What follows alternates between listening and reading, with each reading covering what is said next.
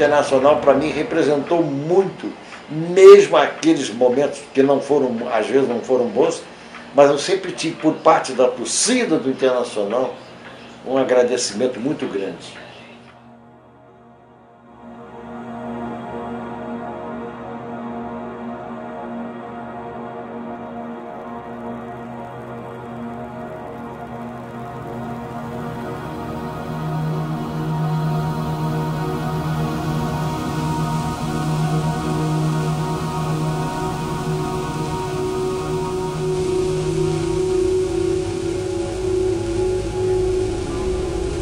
Foi um momento realmente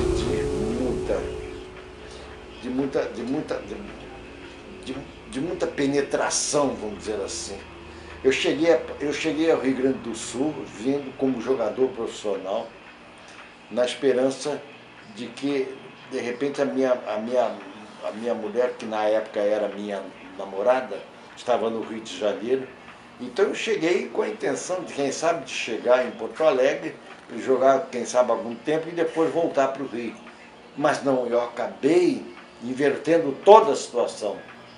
Eu queria ficar aqui em Porto Alegre e a primeira coisa que eu fiz foi procurar a direção do Internacional para que eu fosse ao Rio de Janeiro, na casa da minha mulher, na época minha namorada, e pedisse autorização aos pais dela, porque eu queria casar com ela para vir para o Rio Grande do Sul, porque eu havia gostado muito aqui do futebol gaúcho, principalmente do meu clube Internacional, um clube que eu agreguei com muita força.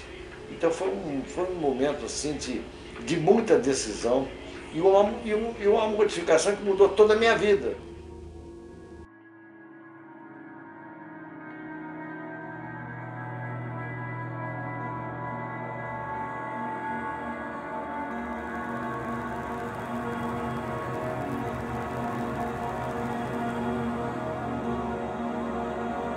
Nós jogamos contra o Santos na década, foi no final de 50, 58, 59, nós ganhamos do Santos, né? E o Santos levou uma surra terrível, porque naquela época já estava Coutinho, Pelé, aquela turma toda, né? E nós demos uma surra fantástica no Santos.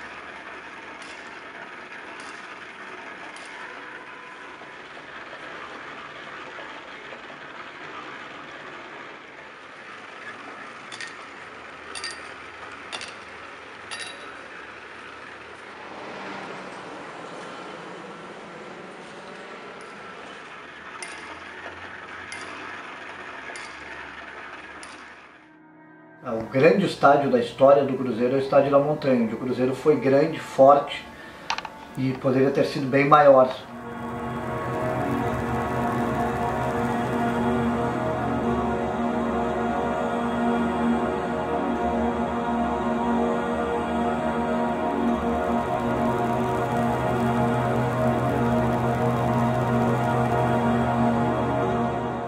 Foi inaugurado em 1941, na época de ouro do Cruzeiro. O Cruzeiro tinha patronos com bom poder aquisitivo na época, os irmãos de Plínio Beck, e investia forte no futebol. Construiu o estádio em 1941, foi vice-campeão da cidade em 1942, o Campeonato Gaúcho era o campeão de Porto Alegre contra o campeão de todo o interior, e o Cruzeiro perdeu a final do Campeonato de 42 da cidade para o Internacional. O Inter tinha o grande rolo compressor nos anos 40 e o Cruzeiro nos anos 40 teve as suas melhores equipes. Provavelmente, se não tivesse coincidido com a época do rolo compressor, o Rio Grande do Sul estaria dividido em 3 grandes torcidas hoje. Mas aí o Cruzeiro foi vice-campeão da cidade em 42, em 45 e 47, viveu seus grandes momentos na primeira década do Estádio da Montanha.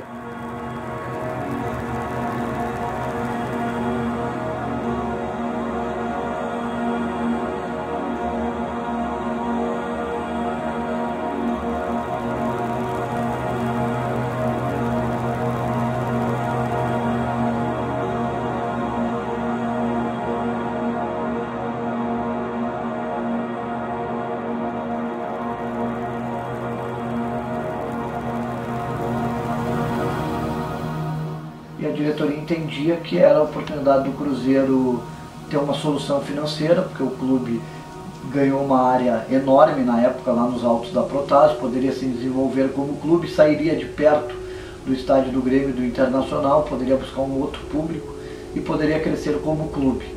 E também tinha a questão financeira, o clube estava numa situação delicada e achavam que a venda seria a solução desses problemas, o que efetivamente acabou não acontecendo.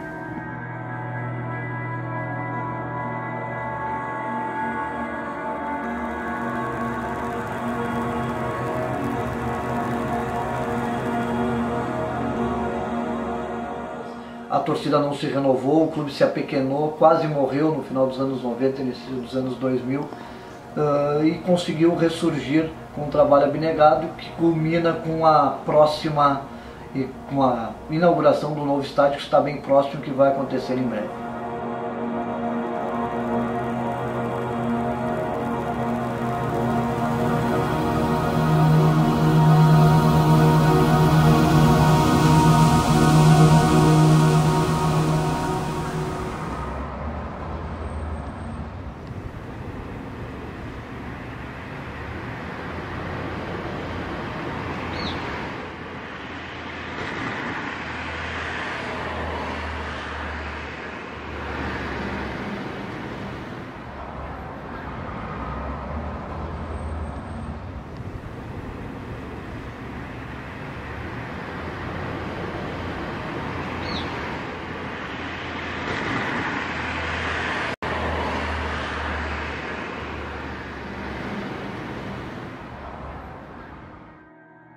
Eu diria que o Renner, para mim, foi um fenômeno sociológico. Não foi simplesmente um fenômeno esportivo. Me recordo que sou nascido no chamado bairro Quarto Distrito. O Quarto Distrito para nós era muito interessante. Quando Tino Marcos, fazendo uma matéria pela Globo, me perguntava: doutor Sérgio Becquer, aonde ficava o estádio do Renner? Eu respondia: o estádio do Renner ficava numa localidade que a tal de Porto Alegre ficava ao nosso redor. Por quê? Porque para entrar em Porto Alegre tinha que pedir licença para nós pela Avenida Farrapos.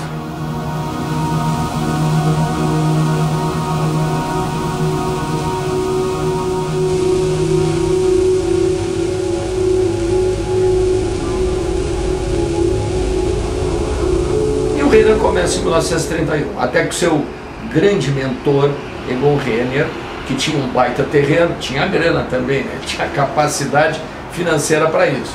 Ele cria ali, entre Sertório, Farrapos e Avenida Eduardo, mais uma vez para vocês, presidente Roosevelt, ele tinha uma área de terra ali, muito importante, próximo do aeroporto, e resolveu fazer ali o estádio do Renner.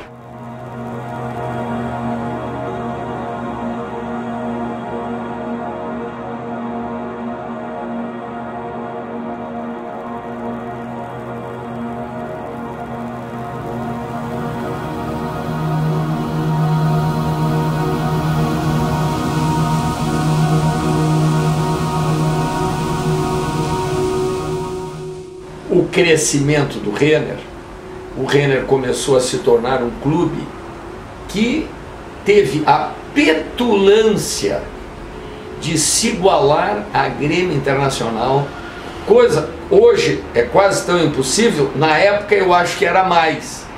E o Renner conseguindo se igualar, e aí resolveram colocar no Renner, no estádio do Renner, o apelido de Waterloo. Por quê?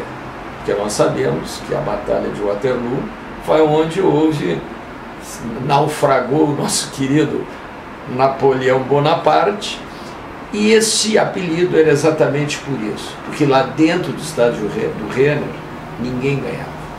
O Renner simplesmente era imbatível.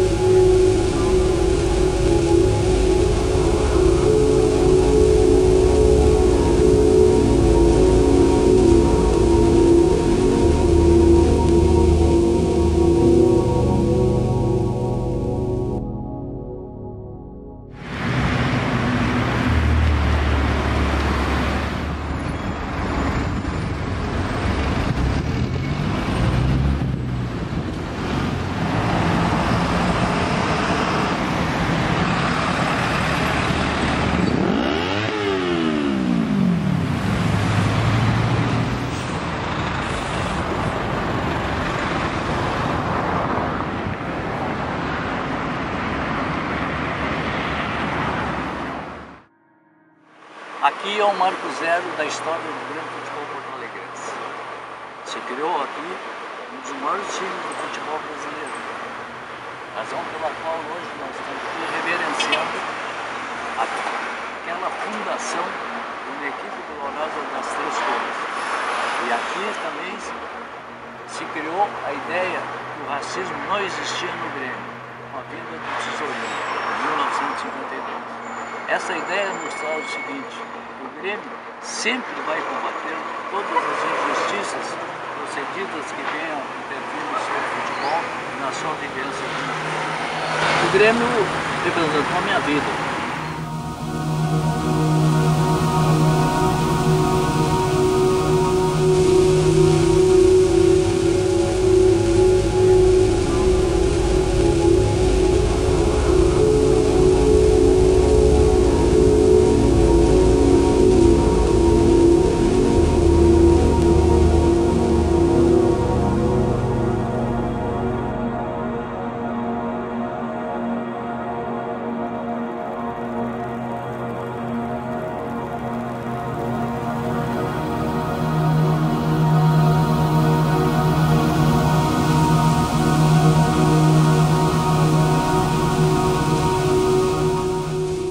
Representa a minha infância, a minha mocidade, a minha maturidade.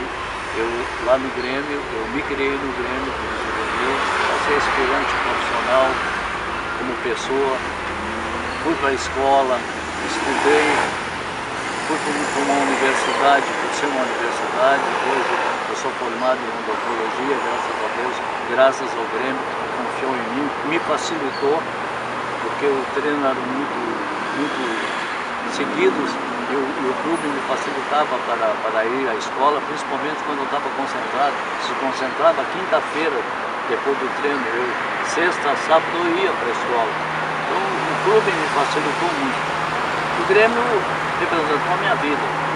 Como os jovens tiveram a sua participação na sociedade, em clubes festivos, eu tive no Grêmio.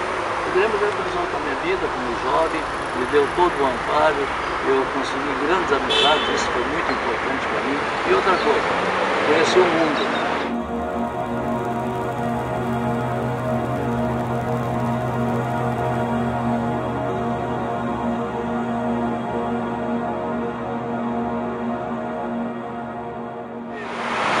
Era um jogador que naquele tempo quase nunca se batia a bola com o goleiro, mas tinha um moreninho que era filho do cavalariço aqui do Prado, e do outro lado da rua, aqui era uma rua de São Batista. E o treinador normalmente era o outro Pedro Bundel, chamava-o e pedia para ele: vai treinar o Sérgio. Mas ele era de uma habilidade, que outra coisa, com os pés descalços. Ele batia no ângulo com uma facilidade, e o Sérgio morria de raiva dele quando ele fosse bater. Mas como esse desgraçado com o pé descalço? Os caras com chuteira não conseguem. E ele conseguia, tirava o Sérgio fora de cena. Assim como várias outras passagens que tiveram.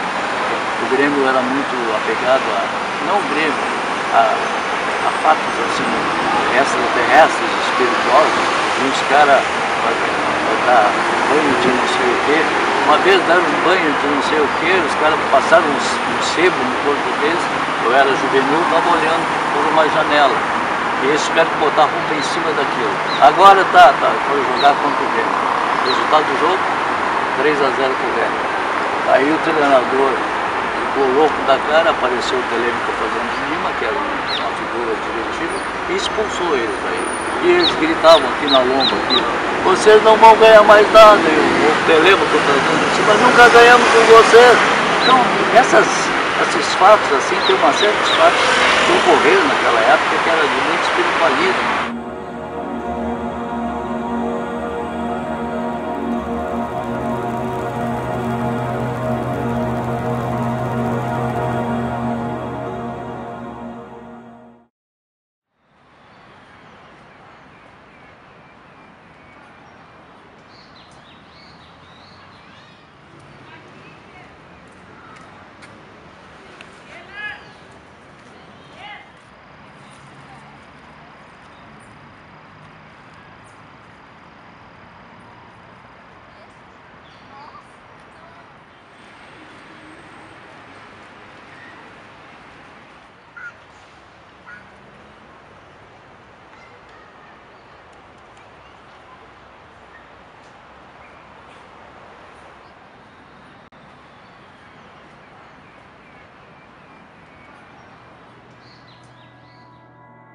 Estádio Olímpico foi a base de tudo.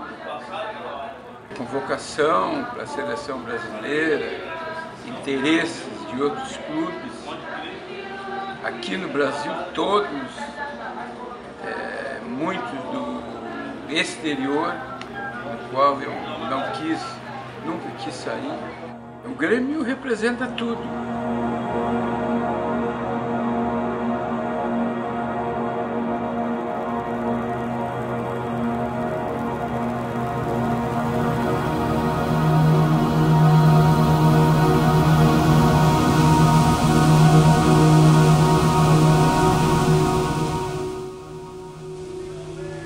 Tenho passagem que o ajudamos a concluir o Olímpico. Tinha só o primeiro anel e o Dr. Hélio Dourado inventou de concluir o Estádio Olímpico. Só que o Grêmio não tinha dinheiro. Então nós fazíamos campanha. Nós fazíamos campanha do cimento, fazia campanha do ferro, fazia campanha da escora, da brita, de tudo. O Grêmio pedia para as firmas material, só que a firma dava e nós tínhamos que ir para fazer um jantar, fazer um almoço. Então nisso nós participávamos.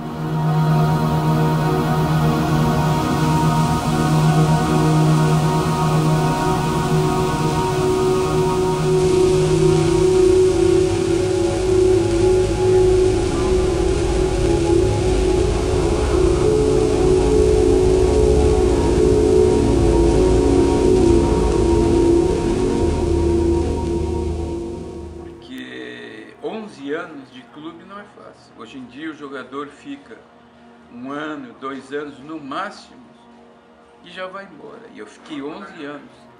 Então a gente cria um laço, um vínculo muito grande com o clube. Foi o que aconteceu comigo.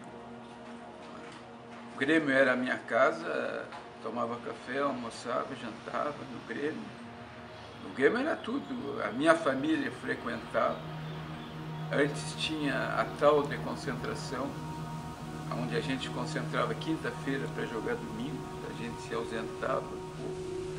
A minha família ia me visitar no domingo. Isso aí se tornou uma família. O Grêmio se tornou a minha casa.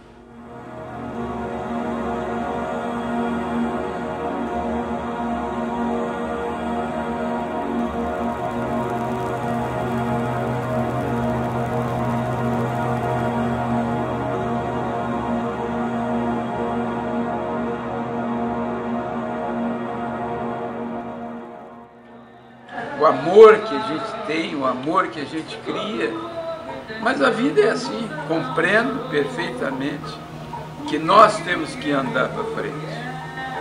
Então o Olímpico foi muito bom enquanto durou. Temos a arena espetacular e a vida é assim, termina uma coisa, inicia outra, que é o caso do Olímpico, no qual eu guardo com bastante recordação.